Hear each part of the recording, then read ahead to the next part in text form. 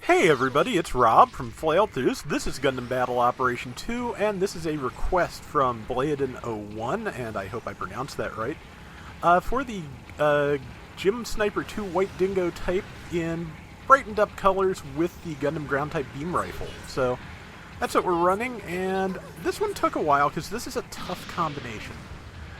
It's not that it's bad, it's just that I think I'm running this at 400 or 450, and at that cost, it's a little bit basic.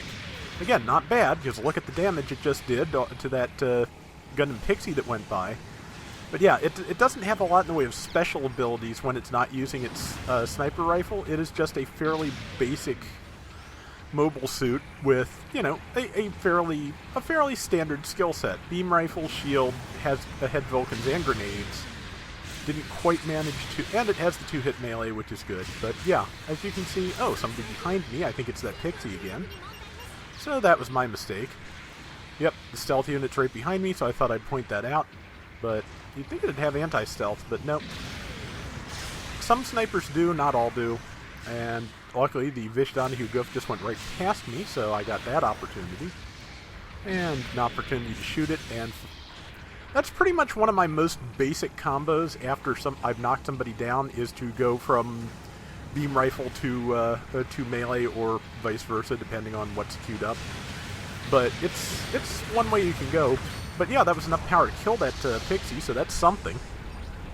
And dropping back behind our Pixie, which looks like it could use some backup. My shot was just a little bit too weak to kill the Vish Goof. But Pixie got it, and I get the assist, so no harm done there. And looks like number one's in trouble. Number one's now dead, so I cannot go charging in quite so quick. Wanted to try and sneak around the corner and catch at least one of them, because that G-Line standard armor is kind of a tough one.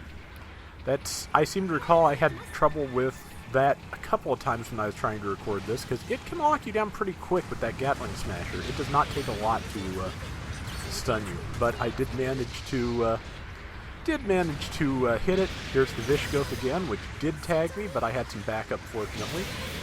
He tackled me before I could tackle him, and I took the damage from his attack, but I did get my tackle in, so that's something. I rolled because I'm pretty sure there was at least one of his allies that were there ready to kill me. He has a bazooka, though, so he's really kind of got an advantage here. I just have to incorrectly predict his attack, and I die, which is what happened. I sent the sorry, because, well, I am. I did not mean to leave whoever is fighting that Vish Goof alone with it. Hopefully it was another Vish Goof, but I'm not sure.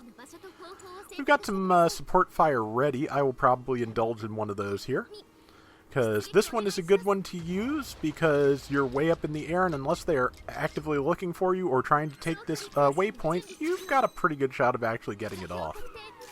Like I said, I frequently like to take the one at the front lines just to try and get it done, because it's a point that's most likely to get captured at some later date. May as well get it used while you can, but it's up to you.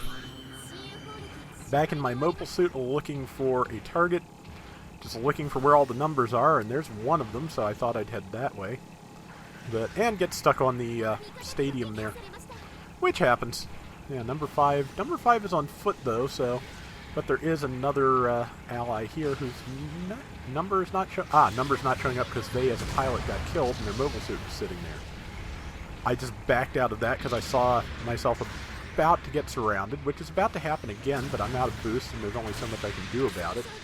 It's that Vish Goof again, which is pretty much apparently my natural enemy here, because it is just tearing me up. Of course, a Gundam ground weapons rack is not a bad combination for it, because it can stun me and do really heavy damage, and then let the Vish Donahue follow up. As it is, I went for the Vish once it's whiffed its tackle, simply because that would leave it, you know, inactive for a second or two, so I better deal with the Vish Goof, because if I try and just follow up on the ground type, the Vish Goof would have killed me. As it is, my allies are here, and there's a Pixie, which is a great target for me, and tackled it to death, just as it was trying to tackle away, I think. And that person just used their tackle, so they are completely open to melee attacks. And just got a beam shot in because I didn't want to stun my ally, but I got a melee shot after it. probably about to die, because when you fall down like that... got the tackle and the kill. When you fall down, you do not get any kind of invulnerability if your legs are shot. That's how that works.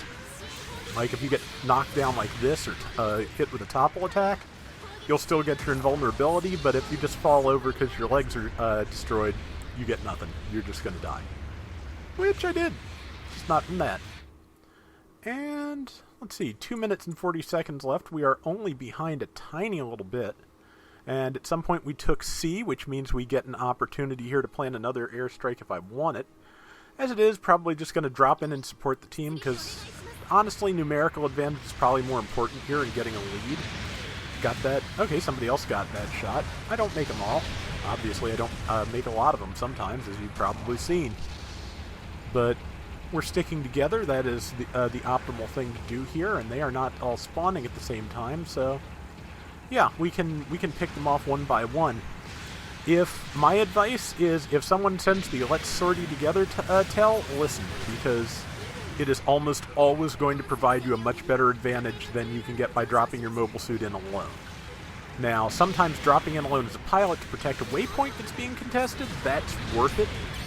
But yeah, just sometimes you just gotta wait so that you have backup. It's just how that works. But we are almost done, waiting for my rifle to finish cooling down, but this is going pretty well. We've got a 2,100 point lead, not a lot at these costs, but doable if we're careful. Pixie just fell down behind me. Our Pixie is about to try and finish it off and caught it in a counter, so probably succeeded, yes. And the lead widens, which is great. And shot against the Vish. It tried to fire back, I think. I managed to just tag it with the end of my melee. If I'd been able to get my swing in, we might have been able to get it, but it's just, you know, you bounce off of each other, all trying to capitalize on the openings. It is part and parcel of the game. Just I'm thankful you can't actually damage each other. He used that sweeping downswing at the last second and managed to avoid the shot I was aiming at his face. Might not have hit anyway, but not after he did the sweep for sure. That is the G-line there, and we managed to crash into each other. That was just my bad. I saw that person swinging, and I should have just waited. As it is, though, a G-line has very limited stunning options. It has the beam rifle and beam saber. Gatling Smasher does not stun fast enough when 3 people are trying to kill you. So we have managed to bring it back around here and get a just about 4,000 point lead. So I'm just sneaking around a corner. We've got 10 seconds left, and if I can get one person, that would be great. But as it is, I'm just approaching a little cautiously because we don't want to wade into the middle of the enemy team and destroy this nice lead that we finally built up. Just accidentally hit one of our own, but you know, we did okay. I think we did more than okay, and we won, so that is important. And yeah, so let's see. I did not make any of the top scoring points, but did pretty well with this even so. So, hope you enjoyed it. 4 kills, 2 deaths, 68,000 damage. Not bad. That is going to do it for today's Gundam Battle Operation 2. We will be back soon with more. So, until next time, everybody take care and have fun. Later! I've been reminded recently that there's also a gun cannon mass production type White Dingo version. I'd love to get my hands on that. I don't know that it'd have any kind of differences in terms of loadout, but I just like gun cannon variants, so, you know, that'd be great.